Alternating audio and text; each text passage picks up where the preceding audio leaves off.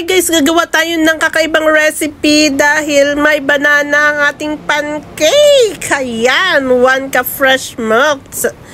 Tapos, 1 cup all-purpose flour. And then, 1 egg. 2 teaspoon baking powder. And then, 1 overripe banana. Mas masarap yung overripe siya. Yung balat niya ay nagba-black or may mga dots na siya. 1 teaspoon white sugar, kaya 1 teaspoon yan. Depende sa tamis na gusto nyo. Tapos haluin nyo paminsan-minsan. At i-blender, mix kung wala. Butter or oil, pwede. Walang problema. Konti-konti lang. Tapos, ayan, inilagay ko na po, inay, ang butter. Ayan. So, ayan, hintayin lang natin na magkaroon siya ng bubbles sa itaas. O, nakita nyo may bubbles na, pwede nyo na yan siyang baliktarin. Okay, masarap ang ating pancake dahil sinabi ko na nga na may banana flavor ito. So, ayan, perfect na perfect ito sa breakfast ng inyong mga anak. Kung nag-iisip kayo ng kakaibang breakfast at baon sa school, ay pwede itong ating bagong imbento, sariwang pancake. Ngayon, kung bago ka pa lang sa aking channel, paki-like, subscribe, hit the notification bell button para updated kayo sa ating mga pancake recipe. Mayroon pa ako doon, plain pancake naman sa baba. So, next, mag-iisip tayo kung ano na namang pancake ang ating lulutuin. Kasi naisip ko na,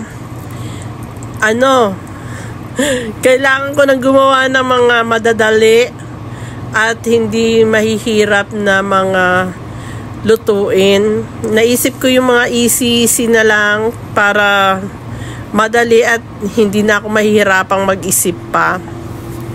So, ayan na nga. Thank you sa aking mga kaibigan na laging sumusuporta sa akin, kay Hupi TV, kay Ate Lilda, kay Lutong Mayan, Province of Australia, kay Ayman's Mom Kitchen, at saka sa mga friends natin sa India. Thank you so much. I know who you are. Ang hirap mag-English. Who you are.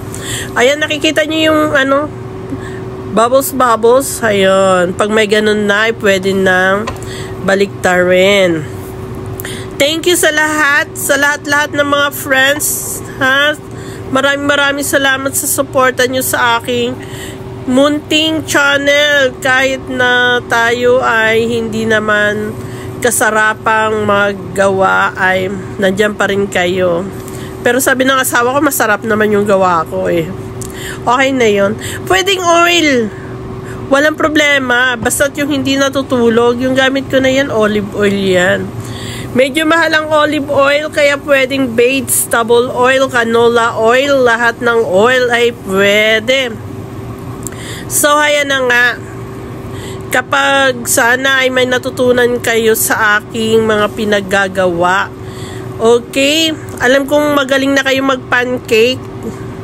Pero, yan ay bagong invention ko, kaya I'm so proud of myself. Thank you so much. Ay, kay Mang Ruben, maraming pong salamat, Mang Ruben, sa laging pagsusuporta sa akin. At yung mga nakakalimutan ko, ay alam nyo naman na nagpapasalamat talaga ako sa mga suporta nyo. Hindi ko kayo makakalimutan sa aking puso. Ayan. So, ayan. Mayroon akong isang strawberry. So, may decoration para maganda sa ating thumbnail. Tapos, may nakuha akong dilaw na kiwi. Okay. Ayan. Ang ating dilaw na kiwi. Thank you so much. Ayan, simula na. Magtitimpla na ako ng kape. Yung aking darling na si Arthur ay magtitimpla na at siya ang kakain niyan. Dahil yung mga anak namin ay nasa Pilipinas. Sorry mga anak ha. Pero I love you talaga. Thank you for watching. Sana nag-enjoy kayo at may natutunan kayo. God bless you more.